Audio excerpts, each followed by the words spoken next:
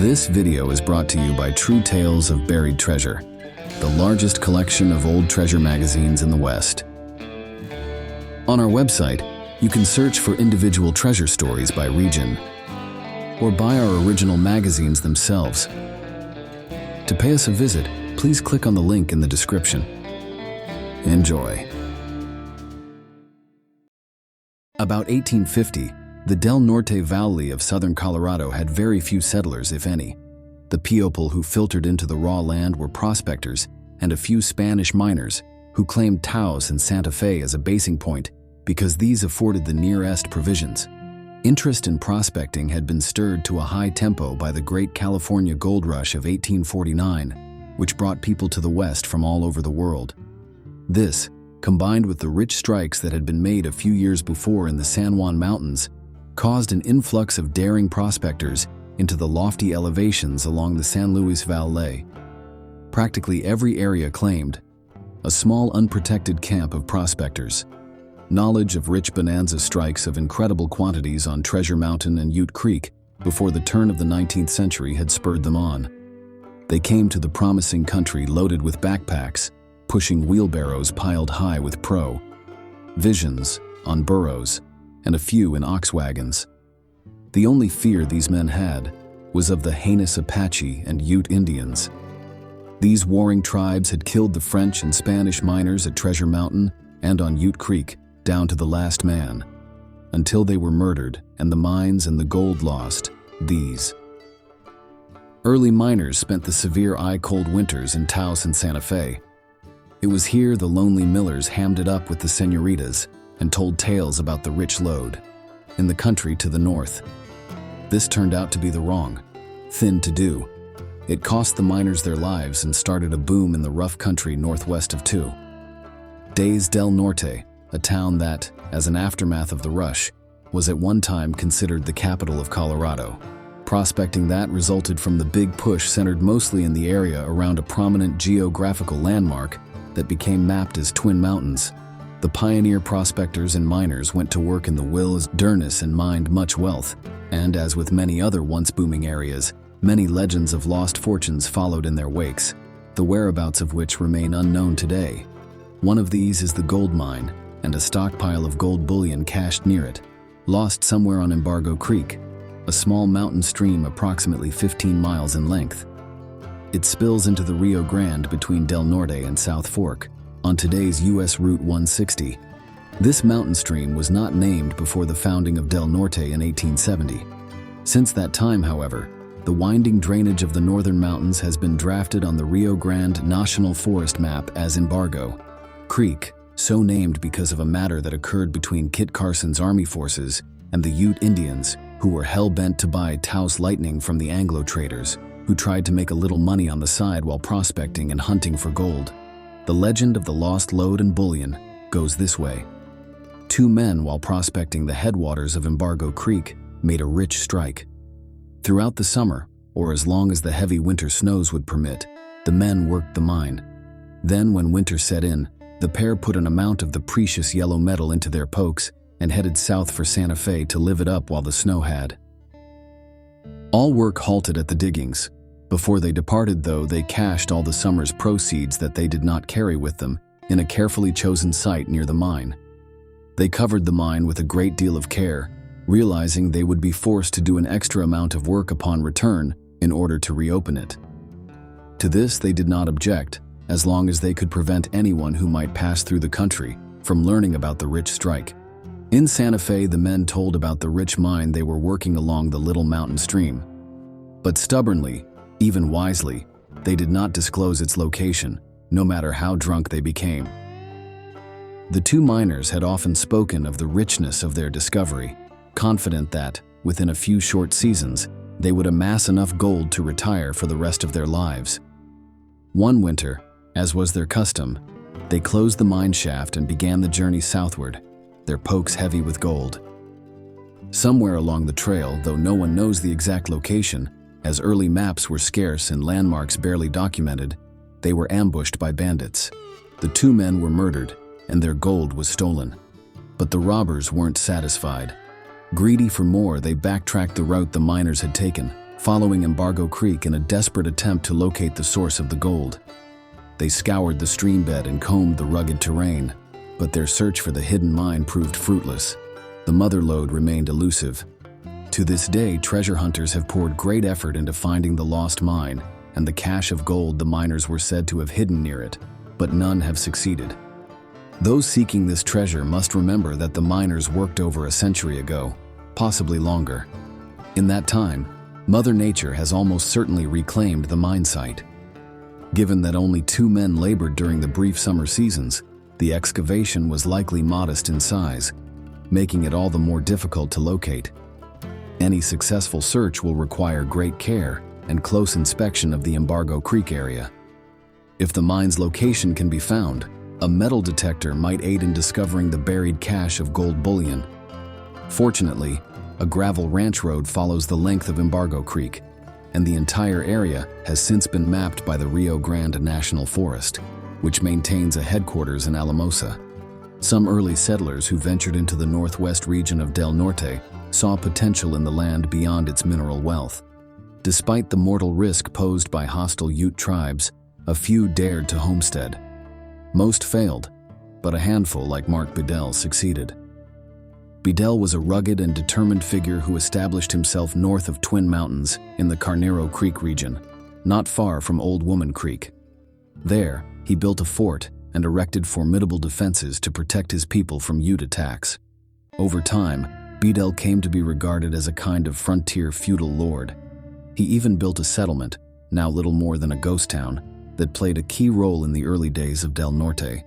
His fortified homestead became a haven for passing explorers and prospectors, offering both protection and hospitality. Some compared his stronghold to the legendary Bent's Fort on the Arkansas River, a vital landmark along the Santa Fe Trail. In the early 1870s, a survey party dispatched from the Maxwell Land Grant headquarters to the south arrived at Bedell's settlement. It consisted of 3 Frenchmen and about 6 Mexican assistants. After resting at the fort for several days, they continued on their journey. Bedell gave little further thought to the visit, until years later. One day, a Mexican who had been part of that surveying party returned to Bedell and shared a strange tale.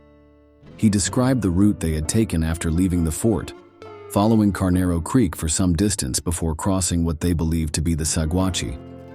From there, a legend was born, one that endures to this day, suggesting that the party may have stumbled upon something of great value in those remote northern hills.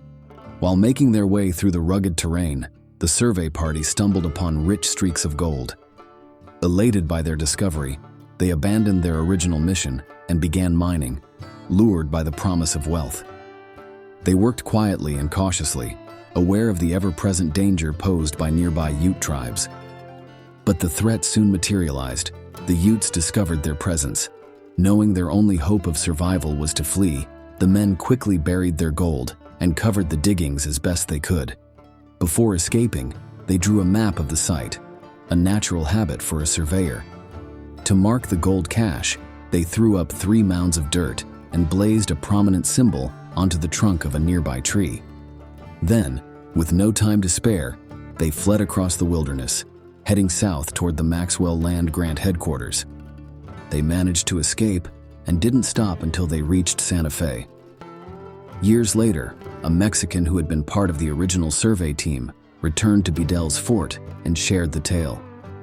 He revealed that 2 of the Frenchmen had been killed sometime after their escape, and the 3rd died of illness.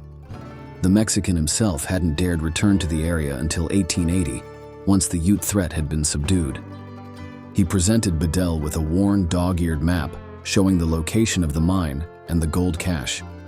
Bedell, a seasoned prospector with intimate knowledge of the region, believed the story and agreed to help in the search. For weeks they combed the land. Eventually they came upon what they believed were the 3 mounds of earth. But the blazed tree was gone. The mine itself could not be found. No further clues surfaced, and the search ended in frustration. Over the years, many have continued the quest to recover the lost gold, without success. As with many legends, confusion over place names and rough, hastily drawn maps have clouded the truth. Some speculate that the original party may have been mistaken and crossed the range, placing the actual diggings along Grouse Creek or Cochatapa Creek. Indeed, at the turn of the 20th century, old mining activity was found in both locations. Yet many believe these are unrelated sites. It's likely that the real treasure lies hidden somewhere nearby, waiting to be rediscovered. Another legendary site is Old Woman Creek, which flows just east of the Twin Mountains foothills. It, too, is associated with tales of buried wealth. The area is relatively compact, and visible evidence of old excavations gives modern seekers a place to begin. Located just a short drive northwest of Del Norte, the area is accessible and marked by landmarks. Traveling along the Old Woman Creek Trail for about 8 miles brings you to a fork. The right path leads to the natural arch, clearly noted on the map. The left veers toward Blue Mountain, which is marked on a trail sign. About 2 miles down the Blue Mountain path lies yet another tale: the lost burro caravan of gold bullion. According to legend, a Ute raid ambushed a mule train carrying gold southward. The entire crew was killed. In their final moments, the men hid the gold. There was no surviving witness, no map, only a story passed down by word of mouth for generations. As with so many treasure legends in this region, no one has yet uncovered the truth. The treasure could still be out there, waiting to be found by luck, determination, or sheer accident. Many have combed historical records in search of evidence confirming the legendary massacre tied to the lost treasure, but no official documentation has ever been found. Still, stories persist. Art Coolbroth, a ranger with the Rio Grande National Forest and a lifelong resident of the region, has deep roots in the area. His father, a prominent figure during the gold boom, even has a canyon in the Twin Mountains named after him. According to Art, most who search for the lost gold have done so based purely on oral tradition and legend.